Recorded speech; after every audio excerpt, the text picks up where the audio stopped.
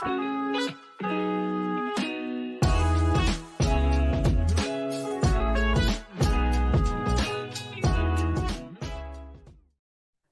is up, everybody? Welcome to yet another episode of Father Dynasty. I'm your fatherly host, Chew, here in the manhole, here to talk fatherhood, fantasy football, and everything in between. And with me today is a very special guest. He lives in Broncos country, but he hails from the land of the Bears. And if you badmouth Fields' rushing upside, you'll surely be met with a blank stare. Follow him on Twitter at Dave Kluge and catch his work as the advertising director and writer at footballguys.com, as well as the host of the podcast The Launchpad, which is a finalist for the FSWA's Best Football Podcast for 2022. I can't breathe anymore. Dave, how are you doing, buddy? Good, man, and thank you for the invitation. I'm gonna have to update my LinkedIn here. You know, I forget advertising director is what I was originally brought on at Football Guys to do, but man, just wearing a lot of hats over there now, doing a little bit of everything. Yeah, couldn't be more happy though being over at Football Guys. Great team over there. Yeah, you guys have, grown tremendously. I feel like it's, every so often I'm looking and just seeing another person added to the roster in terms of content creators. You guys are doing great work over there. Yeah, just had our retreat in Vegas, which was a ton of fun too. Because Football Guys, they've been around since the '90s. They were remote before remote businesses were the cool thing to do. So they've been doing this Vegas retreat now for almost 20 years, and this was the first year that I got to be a part of it, and it was a ton of fun. These guys that you're talking with every single day in a remote setting, finally getting to shake their hand and sit down and enjoy a beer and watch some football with. Oh, that's awesome. I'd say I did not know they were doing it for that long too. So that's like kind of like the ultimate thing of like you look forward to it every year. So that's cool you got to do that. Yeah, they were a magazine company before the internet even existed. So they predate a lot of us. That's awesome. Well, I say we're young at heart, so we help to bring them to the modern times, right? Exactly. That's awesome. Well, in true Father Dynasty fashion, everyone gets a keep trade cut, and I know it's not everyone's favorite trade tool, but it's going to be a good segment here for you. So you ready for it? I'm ready. So I have to choose my favorite. I'm going to keep. Oh, dear. I will trade. This is kind of wild. The cut is easy, and it's the last one. You may recognize one of your confidants there, Alfredo Brown. Of course, he had a very fun time doing his own keep trade cut. What we have on here is everyone gets 3 unique topics to themselves, and there's one bonus at the end. And I think you'll thoroughly enjoy that one. But starting off here, most memorable, and I love some wordplay, but on Twitter, everyone loves to speak through memes. We all know that. And coming through your Twitter a little bit, you love some pretty good shows. And I've picked 3 here that you would rank keep first, trade second, cut third of your most memorable memes, if you will. Right. So we've got It's Always Sunny in Philadelphia, mm-hmm. The Office, and one of my favorites with Job Bluth, which is Arrested Development. So what do you got? So for me, it's Always Sunny. Always Sunny in Philadelphia is my favorite show. That's like, I don't know what you'd call it. Like, like some people have to like sleep with like a stuffed animal, like whatever gives them comfort. Like that show, Always Sunny in Philadelphia, is like my comfort show. Like if I just need something background music or background noise out in the house or anything, it is Always Sunny. I have loved that show since it first came out. I started watching it when I was in high school, and even the new seasons, get some heat, but I love them. So that is the easy number 1 for me.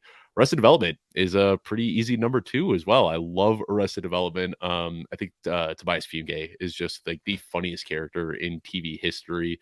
I actually just rewatched that show a couple of months ago, and I think I've probably watched it 5 or 6 times now. And it's one of those shows where every single time you watch it, you notice new jokes and just like new layers to the humor. So that would leave The Office as number 3. I don't dislike The Office by any means, but putting it up against Arrested Development and Always Sunny is tough company. It is, and yeah, with Arrested Development, I think I just had watched through kind of behind the scenes of like how they taped it and everything in the process. It was interesting, like how everything lined up in terms of like kind of the struggles they went up against and like their time slots and all that. To where it's like if they were made in a slightly different time, it would be just a juggernaut, and it might still be going to this day. But just with all the stuff that happened, it just couldn't make it. Yeah, they have one of their final episodes. They kind of make a joke about that, where they're talking about where they're going to sell the company to, and what they're doing is allusion to talking about the TV show, and they're like, well, maybe the home business office can buy us. He's like, you talking about HBO? There's no way they'd want us. And they're like, what about that new realty firm, Showtime? You think they might have an interest? And yeah, they did a good job in that show. I love it. Well, all right. Well, so that seemed pretty easy for you. The second one here, the Centennial State. I did not know that was the nickname for Colorado, but now I do know that. And this would be the best activities to do in Colorado. My brother actually lived out around Boulder a couple years ago, so I got to visit once, or Awesome. I guess twice, and noticed. I mean, world's different from where I'm at now. I'm out in Southwest Virginia, but the three things that I've got here: breweries, hiking or outdoors type activities like that, and sports. Of course, many good sports teams in Denver. Yeah, so for me, the hiking is the easy one. That is atop my list. I love it. That's one of the things that brought me out here. I don't know what it was specifically, but something about moving out here was really just a life-changing experience for me. I used to have a lot of anxiety and stress and panic attacks, and it was just something I lived with pretty much my entire life. Then I moved out here, and it just disappeared. Just that connection with nature. I say it all the time. I'm not a religious person, but I feel close to something when I'm out there in nature. I don't really know how to describe it. So that is the easy number one for me. My wife and I were actually waking up tomorrow at about 5 a.m., driving into the national park and doing some snowshoeing out there. It doesn't matter what time of year it is. The mountains are always open. But our big thing right now is there are 58 peaks in Colorado over 14,000 feet. We are attempting to climb all of them. We're currently 29 through, so we are 50% of the way through bagging the 58 tallest peaks in Colorado. So that's an easy number one for me.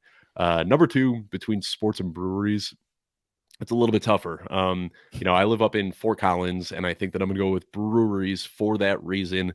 I'm walking distance to the downtown area, which is a handful of breweries, but we've also got New Belgium and Odell within a mile of my house, which are awesome breweries to check out. And then, that doesn't even talk about all the stuff that we've got in Boulder and Denver and Golden and all over the state. But I feel like living up in Fort Collins, I'd be remiss not to put breweries up there. So number three, that leaves it to sports. And no disrespect to Denver sports out here, but I'm still a Chicago guy at heart, so I got to support all of my Chicago teams.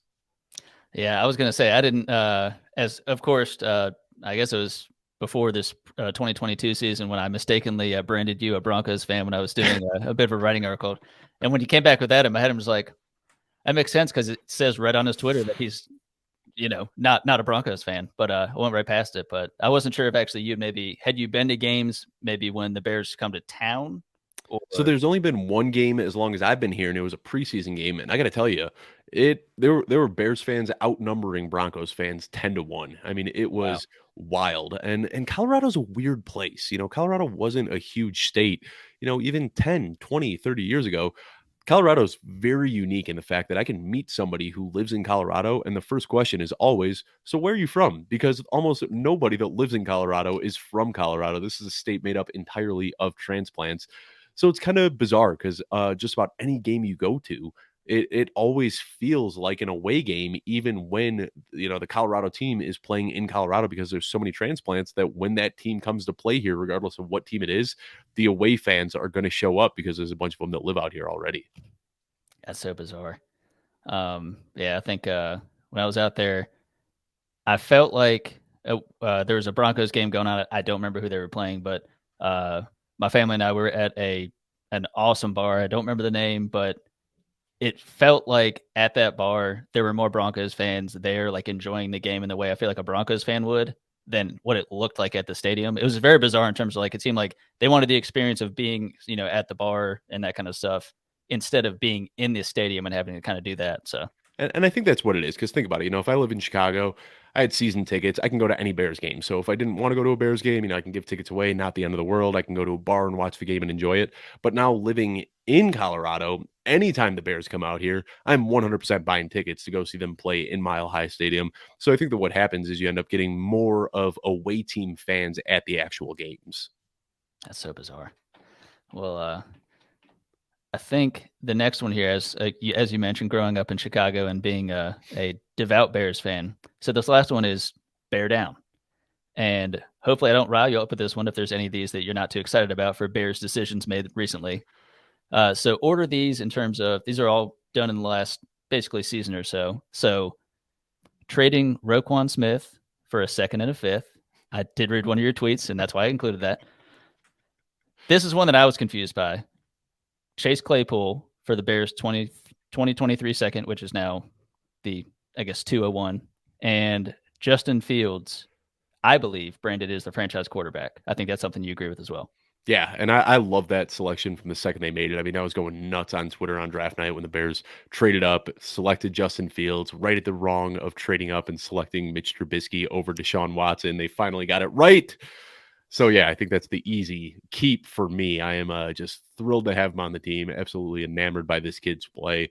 Could not think of a better face of the franchise. So that, that leaves the tough one of trading or cutting Claypool or Roquan. For me, let's go with trade. So the number 2 option would be Chase Claypool, and that was a disgusting move. Don't get me wrong, like me saying that that's number 2. This is very much so a half glass empty type of scenario. It was still a terrible move. I mean, I just talked about this. I was on a show with Pat Fitzmaurice earlier today, and it's just unbelievable what the Steelers were able to do. They were able to draft Chase Claypool with a mid-second pick, get one decent year out of him his rookie season, where it really wasn't a good year. Just scored a lot of touchdowns, but I'll cede that point. And then 2 years of mediocrity, and then they're somehow able to trade him for more value than they originally invested in him. I don't know. I don't know how the Bears fell for this one. As you can tell, I'm not a big fan of this move, but it's just crazy to me. Also, when you look at the Pittsburgh Steelers, what this team does better than any team in the NFL is draft and develop wide receiver talent. And they had Deontay Johnson, who they extended. They drafted George Pickens in the second round, who the Bears could have drafted and passed on twice. And then when they publicly say we're going to trade Chase Claypool, how is any team dumb enough to fall for that trap? Like, if the Steelers are trying to trade away a guy after they just brought in and extended another player, we should have known Claypool wasn't going to live up to the bill, but whatever. They drafted Claypool, so not happy about that one. But that brings us to the one that I dislike even more than that, which was getting rid of Roquan Smith. I could not stand that move, and I think the tweet you might be talking about at the time, I'm not sure which one you pulled up because I fired off a lot of tweets, but the day of the tweet, I said the Bears get an F for this and the Ravens get an A+ for it, and people thought that I was being overreactive, and maybe I was, but I think it was just a terrible move altogether. And I understand, you're not supposed to play an off-ball linebacker, and middle linebacker is a non-premium position. Well, have you seen what the Baltimore Ravens look like before and after Roquan Smith? Because he showed up there in Baltimore and they were unbelievable. At the time of trading Roquan Smith, the Bears were 3-4. Then they got rid of Roquan Smith, didn't win another game for the rest of the year. So this could have been, a part of the tank, them just hoping to finish out the season poorly. But 25 years old, a blue chip talent, one of the best linebackers in the league. I don't know. I don't know what they were thinking with that deal. And a lot of people have said, well, he was going to walk after this deal anyway. The Bears could have franchise tagged him. They had over, an entire offseason to try to work something out. The one thing that I talk about a lot is Lance Briggs back in, I want to say it was 2005, maybe 2006. Lance Briggs, middle linebacker for the Bears, famously said, "I'm not getting paid what I deserve, and I will never play for the Chicago Bears again." Well, guess what? He played that year. Next year, they gave him a big extension, and then he went on to have back-to-back all-pro seasons and was Lance Briggs. Everybody knows Lance Briggs. Everyone loves Lance Briggs. They could have done that with Roquan Smith, and I think that just letting him walk when all you can get in return was a second-round pick was just them giving up entirely too early. I wish they had just spent more time trying to mend the relationship rather than just saying, well, this is a loss. We can't keep Roquan Smith.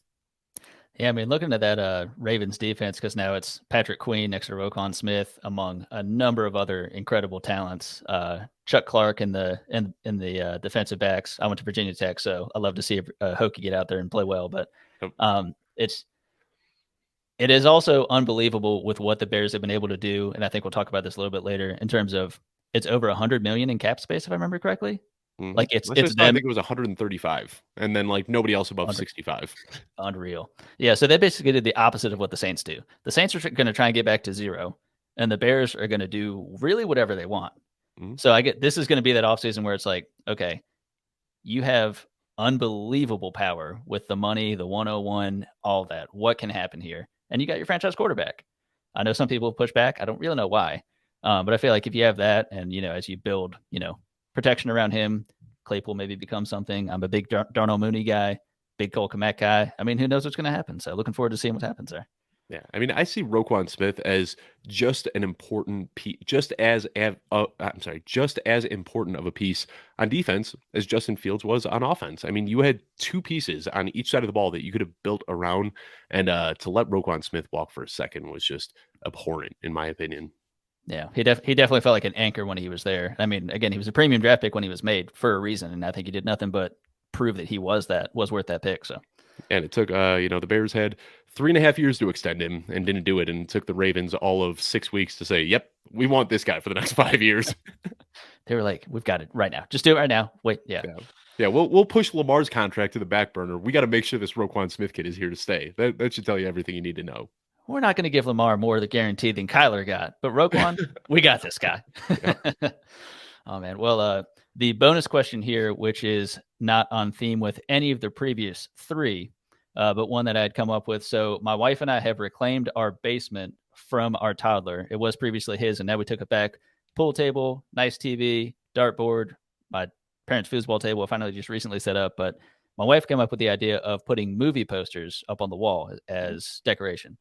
And I'm someone who, for some reason, still actually has a collection of like 100 DVDs. Can't really use them anymore. But I picked Anchorman, Boondock Saints, Jaws, and Goldfinger, and we couldn't fit 8, so she got 3. And she picked Pretty Woman, Harry Potter, and Mean Girls. So if you got 3 and we're not vetoed, what would be your 3? I'm going to go with Anchorman, which, funny that you mentioned that. You saw that Skip Bayless video going around yesterday. We threw away the Dak jersey. Did you notice you can see a framed Anchorman poster in the hallway of the room that he comes out of? I mean, I did not see that. One thing you could see in that hallway is a framed Anchorman poster. So I'll go with Anchorman. I heard Mean Girls in there as well. Mean Girls is such an underrated movie. So I'd go with Mean Girls. You got a little give and take with the wife there. And remind me, what were the other? There were, I think, 5 others. And I was gonna say, what would be one if there wasn't one of those? Is there something that you? Oh, not one of those. All right. I mean, I like the original Fight Club poster, the iconic pink bar of soap that says Fight Club on there, nothing else. Yeah. I think that's an iconic, very cool poster. Very good choice. Yeah, I was well, when my wife started asking me if she said I can only get 4, I was like, I can give you 14. I was like, if you're restricting me, I can like refine them down. Cause I was like, the Jaws one looks cool. Cause just like kind of classic look. I was like, I'm a big Mortal Kombat fan. I was like, early movies probably weren't great by most people's standards, but we can put all of them up on the wall. So she didn't agree with that one, but maybe next time. And now you just got to push for a theater down there, get some theater seats and a big screen. Now we're talking. All right. Well, to start off the questions here, how did your sales and management jobs prepare you for working in the fantasy football content world? Just like looking at your LinkedIn, it was just a lot of it is sales and management, kind of in maybe varied industries, but again, all along the sales and management line. So how did it kind of drive you to what you're doing now? Yeah, I've always had a natural knack for sales. It's something I realized early on when I was in high school and I started working at Champ Sports selling shoes, and they would do these contests. Hey, who can sell the most socks? And I was just like, oh, I could do that. And I just consistently won every sales contest from the time that I was in high school. So it's something that just came naturally to me. First of all, I want to say it's a great question, though, how that kind of helped me in this industry. And I think the biggest thing for me is when it came to networking, I didn't have any fear of rejection. The job that I had most previously to working in the fantasy football space was doing phone sales for a logistics company where I was making 120 calls a day. And 90% of those calls were people saying, F off and never call me again. And I just had to keep a smile on my face and keep going through it. So when I first got in the industry, I immediately recognized that, hey, the best way to probably learn in this industry is to connect with people who have already found a ton of success in this industry. So I started reaching out to people, and I got a lot of rejection and a lot of people ignoring me. But the people that were nice enough to take my calls really helped me. Mike Tagliari and Matthew Berry and JJ Zacharyson. And there were some guys that I connected on with very early on in my career that kind of helped me and showed me the ropes and gave me some advice. So I think for me, that was the biggest thing. Just not having a fear of rejection really helped open up the doors for a lot of networking opportunities. Yeah. And that definitely sounds a lot like I had Joe Pepe on a couple episodes ago, and that was something that he kind of harped in terms of just like, I just sent my stuff everywhere. It was kind of just like, if it sticks somewhere, then that's where I'm going kind of thing. And I mean, it definitely seems like, as I'll get to in a question here, the few people that do sincerely get to kind of make a full-time job out of the fantasy content creation space, it didn't start out that way. At some point it was, you're doing another job while you're also doing the content creation space, or you're also maintaining just a personal life and that kind of thing. So it's pretty wild, how long that can be sustained until you're able to kind of turn it into something full-time for fantasy. That's pretty incredible. So what was kind of your path then? So I know you're kind of saying it was kind of knocking down those doors. So going to Fantasy Pros and ultimately Football Guys, what was kind of that introduction there? Yeah, so when I first started working at Fantasy Pros, I was still working the sales job that I had mentioned, doing logistics sales. And really, what it was, I started making, I don't even know if you'd consider it content, but I was writing articles that I was submitting anonymously to Reddit, reddit.com/r/fantasy football. And I was writing full length articles and just sharing them to Reddit just for fun, something that I loved fantasy football. I was always that guy in my fantasy football league that just took it a little bit more seriously than everybody else. And so I started writing these articles, and what it was I want to say 2018. And I wrote an article about Derrick Henry saying, I think Derrick Henry's going to break out this year. And everybody called me an idiot. And then Derrick Henry broke out. And then I came back and I said, I told all you guys. And it really was just having fun on Reddit the same way that I have fun on Twitter now. But one day somebody reached out to me and they said, hey, I'm with Fantasy Pros and the articles you write are pretty good. Would you have any interest in coming to write for Fantasy Pros? And in my head, I knew Fantasy Pros at the time. I was a subscriber and I thought, cool, they want me to be like the next Mike Tagliere. This is going to be awesome. I'm going to be doing a podcast and I'm going to be writing articles and this is going to be great. No, that wasn't the case whatsoever. I was doing NBA game recaps. I was covering the Memphis Grizzlies, the Sacramento Kings, and the Detroit Pistons. And my job was to write game recaps on every single player. I didn't even watch basketball at the time, but it was such a cool opportunity for me to get stuff published on Fantasy Pros that I told my wife, hey, I'm a basketball fan now. Every day after dinner, I have to watch these basketball games. And I would stay up until 11 p.m., midnight, 1 in the morning. My whole thing was I want to write the best game recaps and I want them to be as timely as possible.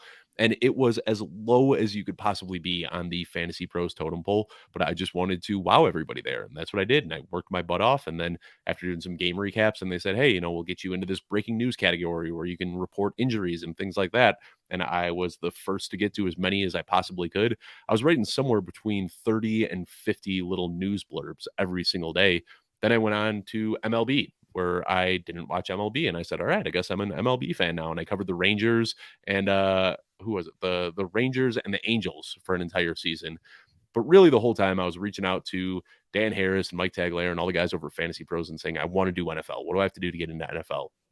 And the path to getting into NFL content at Fantasy Pros was not easy. And I had put in my licks as an NBA and MLB writer for a few years, and I couldn't get the opportunities at Fantasy Pros. So I said, you know what? I got to figure out a new path here. Adam Koffler recommended that I get on Twitter. And he said, listen, you know what you're talking about and you're a good writer. Just start sharing your stuff on Twitter and see what happens. So I did that in the 2020 offseason around August. I just started tweeting from the account that I had only had up in that time for Adam Schefter and Tom Pelissero updates.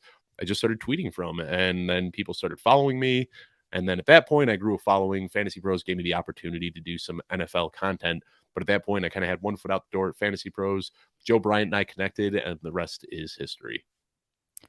That is incredible. That is not an answer I've heard yet in terms of you instead of getting on the lower level of football, we're not even in football.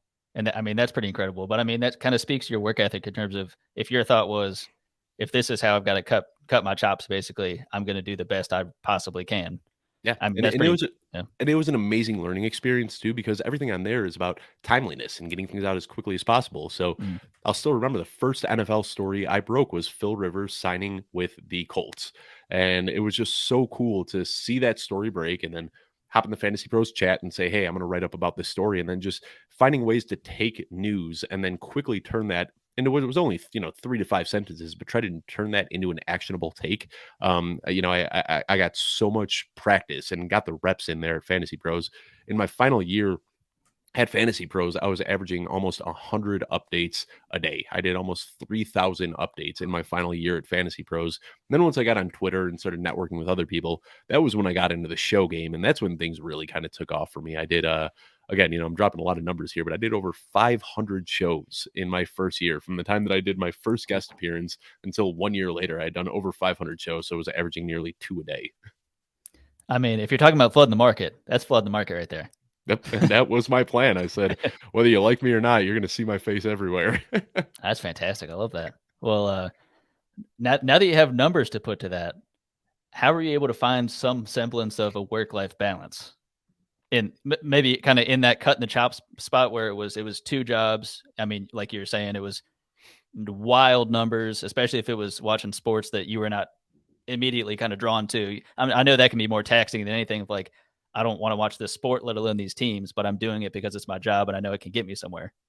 Well, I say all the time, my one cheat code is that I don't have any kids. And I realize that that gives me a huge advantage. I have so much more free time than the majority of people in this space because I don't have kids. I also have an extremely supportive wife. When I first started doing this, I wasn't even getting paid when I first started at Fantasy Pros. I was writing these updates for free. And I told my wife, I said, hey, I think that I kind of have an opportunity here. I think that I'm just working harder than a lot of other people in the industry. I'm getting good feedback on the content that I'm putting out there. I said, would you support me if I just go headfirst into this? And I was extremely lucky that she was supportive of this endeavor. If I'm being totally honest, though, as far as a work-life balance, I pretty much gave myself 1 day a week for the last few years, where Saturdays are my day off, where I unplug from Twitter. I enjoy time with my wife. I go out and spend time with friends. But Monday, Tuesday, Wednesday, Thursday, and Sunday, I'm working. And that's how it's been for the last couple of years. This is the first year now where I'm actually kind of looking at the off season and saying, I don't think I need to go pedal to the metal this entire off season. I've been doing that for 3 straight years now without a single break. So this year, I actually am going to have a pretty nice work-life balance. My wife and I were going to Mexico together in April. We're doing Hawaii in May, going on an Arizona trip in June. And then in July, we've got some hiking and camping trips as well. So this off season, I am definitely going to try to reclaim a little bit more of my life again. Well, Dave, I don't know if someone needs to tell you this, but you've earned it. Thank you. Yeah. Thank you. No, I mean, that's incredible. I mean, definitely the support system in terms of, being able to, you already have that, it's the comfort of knowing like this is what you want to do, but there's the uncertainty of like, but how is this going to shake out? So, I mean, it's definitely good that at the end of every day, beginning of every day, knowing you have that person with you, that's pretty fantastic. Yeah. And I will also say kids do definitely slow things down. I'm very glad that my toddler is currently sleeping right now. Yeah.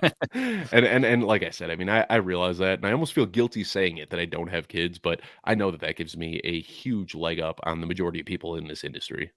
Well, no, and that's great in terms of like you were saying. I mean, with you working still, all but 1 day of the week, like one of your activities being hiking, that's pretty great that if you're working, 6 days of the week, when you're, not working and have that time to yourself, you're also actually, taking care of, yourself and like being, with the people you love and everything. Cause, oftentimes if it's, you're just kind of working, you don't take the time to, be with the people you need to be with. And also you're probably not doing something that's healthy. It's just kind of laying around. So, I mean, that's the perfect kind of balance, I would say, if there can be one working 6 days a week. That's pretty great. And one other thing I'll say is just try to stay extremely scheduled. I think that helps so you're not feeling overloaded. When I first got in the space, I felt like it was just nonstop trying to like play catch up and trying to, all right, I got this to do and this to do. And now I am so scheduled, everything down to like sending an email. Like if I know I need to email this guy from Monkey Knife Fight, I'm going to put that on a schedule tomorrow so I don't forget it. Being extremely scheduled. And that does help. Like I said, tomorrow morning, my wife and I are going hiking. I'm still going to work tomorrow, but we're going to get out at 5 a.m. We'll be home by 10 a.m. I'll be able to put together a full day of work. And then I've got dinner plans with my brother at 6 p.m. So even though I'm hiking in the morning and going out for dinner with my brother and his fiance in the evening, I'm still going to have a full opportunity to full work day in there. So I think just staying as scheduled as possible definitely helps with the work-life balance too. Absolutely. And I know that oftentimes, what people ask is, what is the thing you need to do? What is the main thing to do? But I think kind of a nice twist on it is after all your experience, and I know obviously, still learning and growing and everything, what would be the number one thing not to do or to avoid as you're maybe a new content creator kind of getting into the biz, something you've learned so far? That's a really good question, and I'm almost hesitant to answer this because I don't want to like scare people off and give bad advice. But I think the biggest mistake that I see so many people do, and I was 100% guilty of it when I first started in this industry, is burning bridges with people that could be otherwise valuable connections. And I think that, I'm going to zoom out a little bit and talk about Twitter here, but Twitter, the algorithm feeds into negativity. So if you open up your Twitter feed right now and you're not following anybody, but the algorithm is tailored to liking some fantasy football or NFL buzzwords, more likely than not, the first things that you're going to see atop your news feed are going to be two people going at it, or somebody dunking on somebody else, or people having a disagreement over something. That's what social media is manufactured to perpetuate as much as possible. So I think what happens is a lot of new people come into the industry. That's what they see, and they emulate it, not realizing how many connections they're burning. And I did that all the time because, you know, uh, some big guy at ESPN, not going to name names, but some big guy at ESPN, I see them tweet something, I disagree with it. And instead of, being kind and saying, hey, this is why I disagree with it, or hey, can you explain your process a little bit? When I was brand new, I'd say, you're a freaking idiot. What are you talking about? This guy sucks. And it's just, there's a way that you can handle yourself. And there are, even though I've been in this industry for years now, there are certain people that won't even look in my direction, or I'll see them, pointing and talking behind my back at industry events because of things that I did years ago that I didn't even realize I was offending people. So I think that's probably the biggest thing. If there's somebody you don't like, or if there's somebody that you find yourself staunchly disagreeing with over and over again, it's probably better off to just mute that person and not interact with them than it is to try to dunk on them to get, a couple likes from your tweet. Yeah, I mean that's something very good to point out. I mean, especially like, as I can't certainly compare it, I don't consider myself really someone that's in the fantasy industry in the sense of I'm just a dude that bought a microphone this one time. So we all are. That's right. And just thinking about, like how big it really seems now. Like I'm going to the FF Expo this year for the first time with a couple of my buddies, and like even hearing your episode when you had Scott Fish on and everybody, and just talking about the scale of like how it's grown so quickly. Mm-hmm. It's such a cool idea, in its initial concept, but the fact that it's already going to grow to, I mean, between 500 to 1,000 people possibly is incredible to have that many fantasy football fans, content creators, whatever, in Canton. And just, I mean, that's a dream right there. That's incredible that it's gotten to this point, and especially in, fantasy Twitter. I certainly know what you mean in terms of, if you feel the need to mute people because it's not the right thing you want to hear, not the right thing that every time you open your phone or, your computer, that's the first person you're going to see. And you're just exhausted by the takes that you're hearing for, just they're kind of chasing clout. They're chasing kind of just the clicks. And it's not something that really furthers fantasy at all. And I mean, kind of fostering discussion is different than fostering just hate and argument. So I definitely understand you there. Yeah, and I think that's it. I mean, I disagree with people often on Twitter, but I think that I've very much so changed the way that I disagree with people. I think it makes sense to be more inquisitive and ask people why they have takes that you disagree with, rather than just coming at them and lambasting them from every single angle. And it's fun and easy to dunk on people. There are a lot of stupid takes out there, and if I wanted to, I could spend all day just quote tweeting every single dumb tweet that I see, and a bunch of my followers would love it. But it's not worth it in the long run. Not only are you burning connections with the people that you're taking these shots at, but you're also putting a huge target on your back, because when you're taking shots at other people, then everybody else is just waiting for their opportunity to take shots at you. So you end up just fostering this really negative environment and ecosystem when you do that. I think that what I've learned from Sigmund Bloom over at Footballguys is that you really get what you give back. And if you just try to be a positive person and you try to help out others, you're going to get that same type of energy coming back your way. Absolutely. Well, talking about good positive energy, what is your ideal blueprint for your Chicago Bears offseason? Trade back as many times as possible. I mean, it's realistic where the Bears could end up with a top 10 pick and another 3 to 4 first rounders on top of what they currently have. Yep, I see you pointing to the Panthers, but I think what they should do is trade back to number 2 first. Get on the phone with the Texans and say, "Hey, you guys obviously wanted this number 1 pick. How about you jump ahead of us, and then you can get your guy at number 1." That right there, boom, you still got a number 2 overall pick, and you probably acquire a future first on top of that. Then you call up the Panthers, Seahawks, the Raiders, all of these teams that are in QB limbo right now, and see who's going to pony up the most to move up to number 2. So then let's say you can move back to, 6, 7, 8 or something like that. You can still potentially move back again and acquire more. So I think that when they have the number 1 overall pick and they don't have a need for a quarterback, that's not something that you see a lot of teams in that position very often. They're in a very unique situation.